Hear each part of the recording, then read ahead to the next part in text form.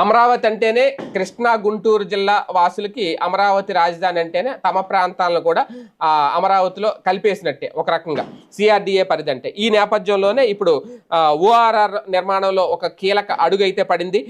121 గ్రామాల మీదుగా ఓఆర్ఆర్ వెళ్తోంది అమరావతికి సంబంధించి.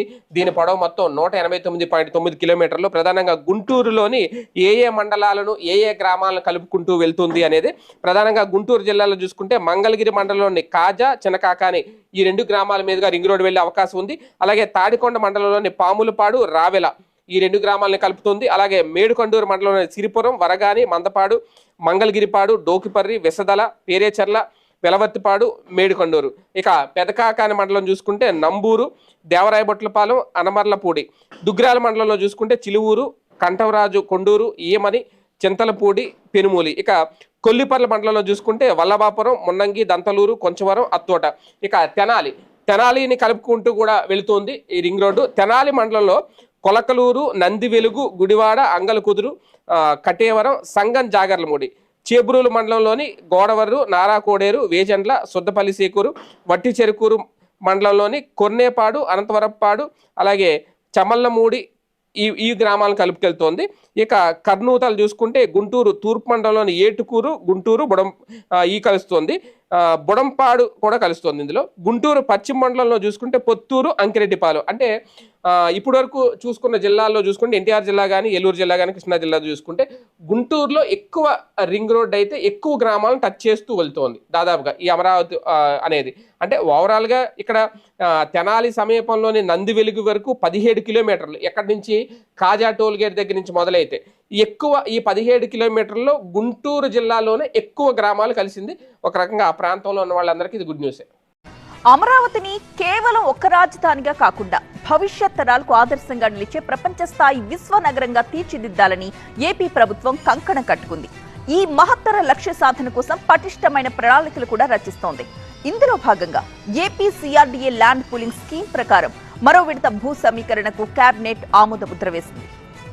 ఆంధ్రప్రదేశ్ వాసుల కలల రాజధాని అమరావతిని ప్రపంచ స్థాయి నగరంగా తీర్చిదిద్దాలి అని భావిస్తున్న ఏపీ సర్కార్ ఆ దిశగా కసరత్తు చేస్తోంది. అమరావతిని విశ్వనగరంగా తీర్చిదిద్దేందుకు సరికొత్త ప్రణాళికలు రచిస్తోంది.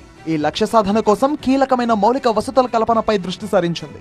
ఈ క్రమంలోనే అమరావతి కోసం మరింత భూమిని సమీకరించాలని ఆలోచన చేస్తోంది. అమరావతి కోసం ల్యాండ్ పూలింగ్ ద్వారా మరో 45,000 ఎకరాల అదనపు భూ సమీకరణకు కసరత్తు చేస్తోంది. కొత్తగా సమీకరణ చేసిన భూమిని అంతర్జాతీయ విమానాశ్రయం, స్పోర్ట్స్ సిటీ, స్మార్ట్ ఇండస్ట్రీస్ కోసం వినియోగిస్తామని మంత్రి నారాయణ తెలిపారు. ఒక ఇంటర్నేషనల్ ఎయిర్పోర్ట్ ఒక 5,000 ఎకరాలతో నిర్మించమని యాక్చువల్గా ఆదేశించారు.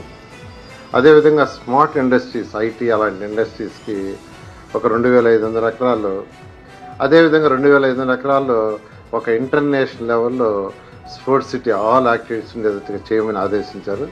అంటే 10,000 ఎకరాలు కావాలి.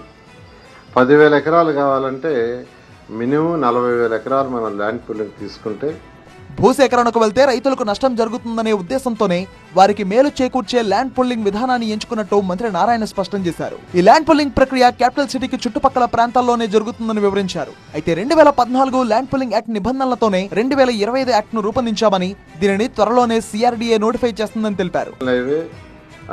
కృష్ణా యువతల తర్వాత ఔటర్ రింగ్ రోడ్ మధ్యలో, ఔటర్ రింగ్ రోడ్ అంటే వెస్ట్ సైడ్ వస్తుంది, ఈస్ట్ సైడ్ నేషనల్ హైవే, తర్వాత ఇటు పక్క నార్త్ సైడ్ కృష్ణ రివర్. ఈ మధ్యలో యాక్చువల్గా ఈ యొక్క క్యాపిటల్ సిటీకి ఆనుకొని తీసుకుంది నిర్ణయించాం. భూ సమీకరణ ప్రక్రియ ఇంకా ప్రారంభ దశలోనే ఉంది. రైతులతో చర్చలు, గ్రామ సభల ద్వారా ఎమ్మెల్యేలు, కలెక్టర్లు ప్రణాళిక రూపొందిస్తారని తెలిపారు. దానికి ఎమ్మెల్యేలకు యాక్చువల్గా ఇన్స్ట్రక్షన్ ఇచ్చాం, కలెక్టర్స్కి ఇచ్చాం, గ్రామ కమిటీలు పెట్టి నిర్ణయించమని.